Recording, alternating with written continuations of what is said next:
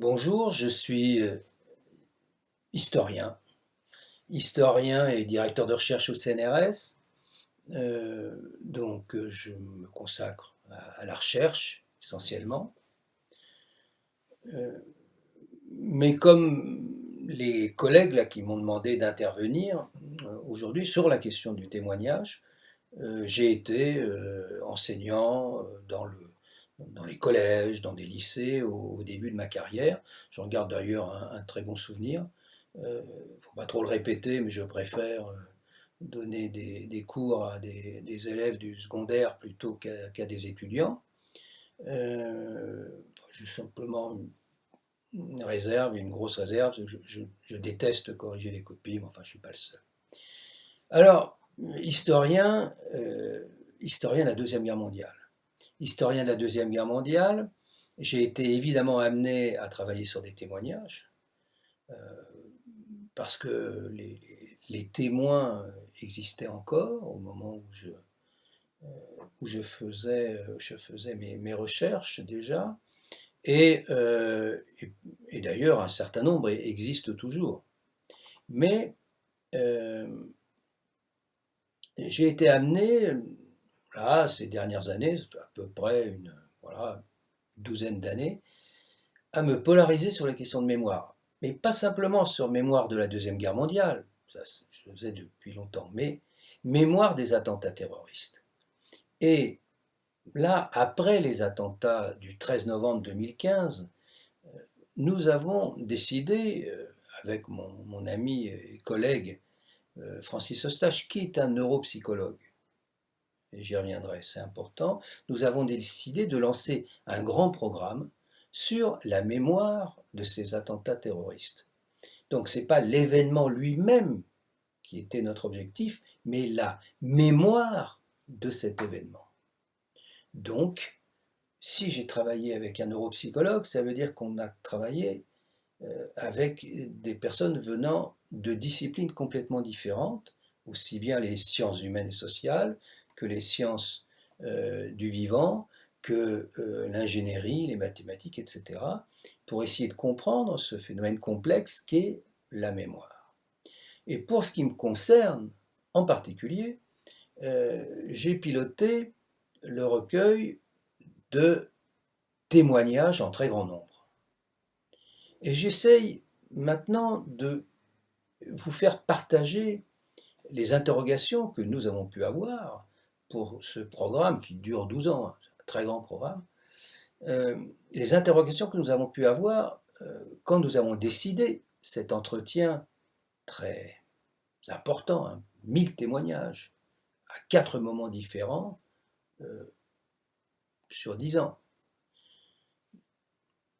Donc nous avons beaucoup réfléchi à la façon dont nous comptions mener les entretiens qui seront et qui sont déjà et qui seront encore des entretiens audiovisuels.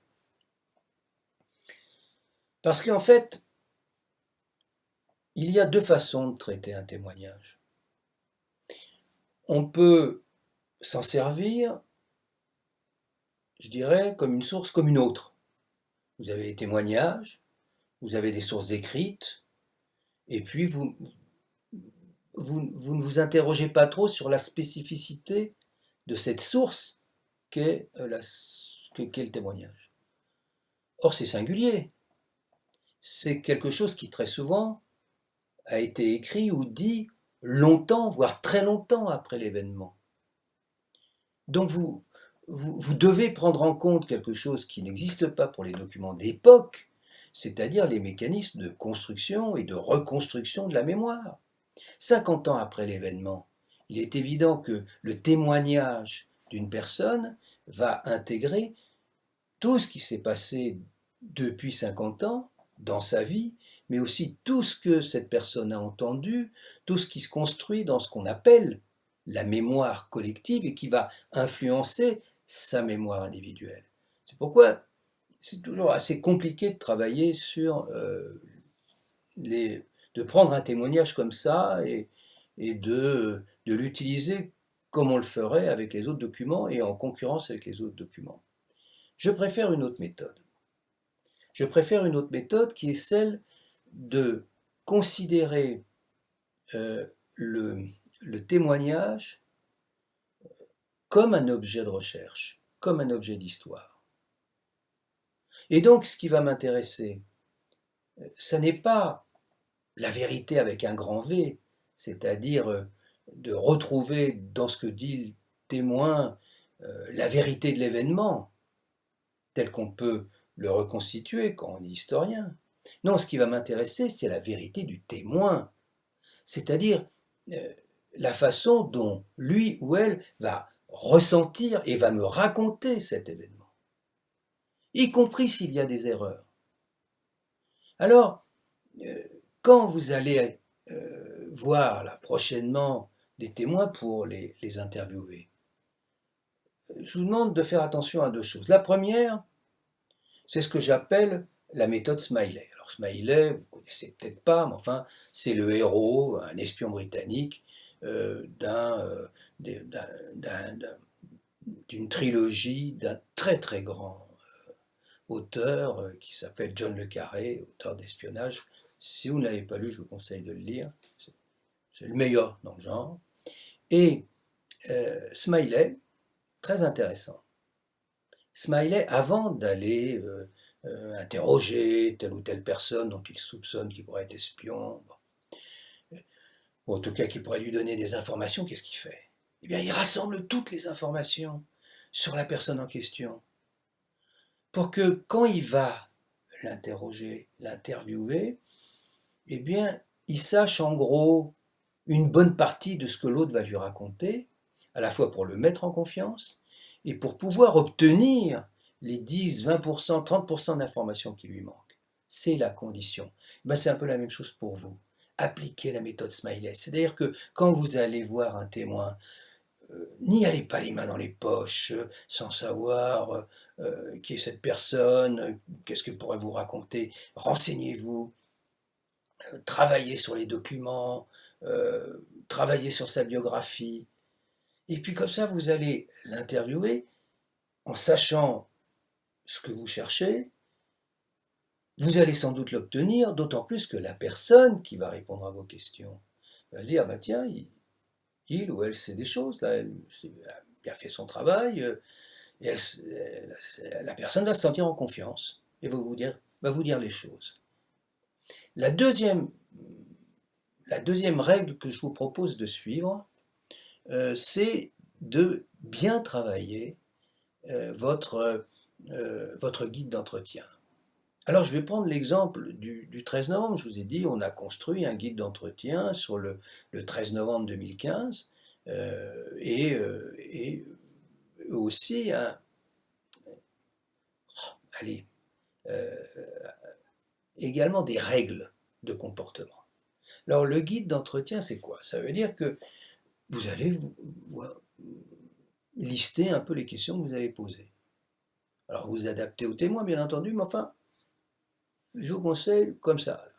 Et puis de bien vous préparer avec deux façons d'interviewer, qui seront complémentaires et que nous utilisons. D'abord un entretien qu'on dira non directif ou semi-directif. Par exemple, quand nous interviewons des personnes sur le 13 novembre 2015, sur leur mémoire de cet événement-là, on leur dit « Racontez-nous votre 13 novembre ». Bon. Ensuite, un peu plus tard, quand la personne aura terminé, on lui dit « Mais est-ce que vous pouvez me raconter le 13 novembre 2015 en dehors de ce que vous avez vécu très directement ?» Puis à la fin, on leur demande les causes, les conséquences. Bon. Règle d'or, règle absolue, ne jamais interrompre la personne, sauf si évidemment elle commence à aller sur des chemins de traverse et pendant des heures et des heures, hein, bien entendu. Mais l'idée, c'est de laisser la personne développer son idée et ses idées, développer son propre témoignage, sans être coupé régulièrement par des questions. D'abord, ça la met en confiance et ça lui permet de de proposer son récit. Ça, c'est, je dirais, la première partie de l'entretien. La deuxième partie de l'entretien, c'est un questionnaire. Un questionnaire qu'on appelle, nous, de mémoire émotionnelle, qui d'ailleurs a été construit en pluridisciplinarité avec des spécialistes des sciences du vivant. Et ces questions, et pourquoi d'ailleurs on a travaillé avec eux, c'est parce que chacun va pouvoir exploiter les résultats, ces témoignages-là, pour son propre questionnement. Donc un psychopathologue, ou un psychanalyste, ou un neuroscientifique, ou un historien, un sociologue, un philosophe, bon, tous ceux qui ont participé à l'élaboration de ce questionnaire de mémoire émotionnelle, eh bien, ils vont pouvoir y trouver des réponses aux questions qui se posent. Alors, qu'est-ce que c'est que ce questionnaire de mémoire émotionnelle? Eh bien, c'est un questionnaire directif, c'est-à-dire que là, on a une série de questions extrêmement précises qu'on pose à la personne, et bien sûr que si la personne veut développer un peu, elle le fait, et on la laisse. On ne va pas commencer à dire, bon, ça suffit, j'ai une batterie de questions à vous poser, hein, bien entendu. Mais enfin, en général, c'est assez rapide. C'est des questions à laquelle on attend une réponse par oui, par non, des nuances, des qualificatifs, mais enfin, rien à voir avec un entretien semi-directif ou non directif. Et c'est également très utile, évidemment, pour ce que vous cherchez. Ça, c'est le questionnaire, le guide qu'on vous propose. Mais il y a aussi un guide de comportement.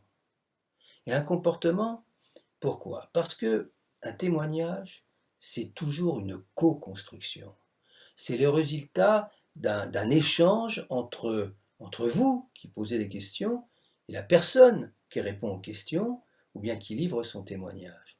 Donc il faut être attentif, il faut être dans l'empathie, il faut écouter, il faut intervenir comme il faut, ce qui met la personne en confiance et qui fait qu'elle va vous livrer ce que sans doute elle n'aurait pas livré s'il n'y avait pas cette confiance-là. Et bien sûr, cette grille de questions euh, va cadrer votre témoignage, mais en même temps, cette liberté que vous laissez, et surtout la façon dont vous vous comportez, va créer un lien de confiance, et donc un témoignage sans doute d'une richesse tout à fait exceptionnelle, comme ces témoignages que nous récoltons sur le 13 novembre. Alors voilà ce que je voulais vous dire. Maintenant, lancez-vous, bonne chance, et vous verrez, c'est toujours une expérience fantastique, parce que vous découvrez des personnes et vous entendez des histoires. Bonne route.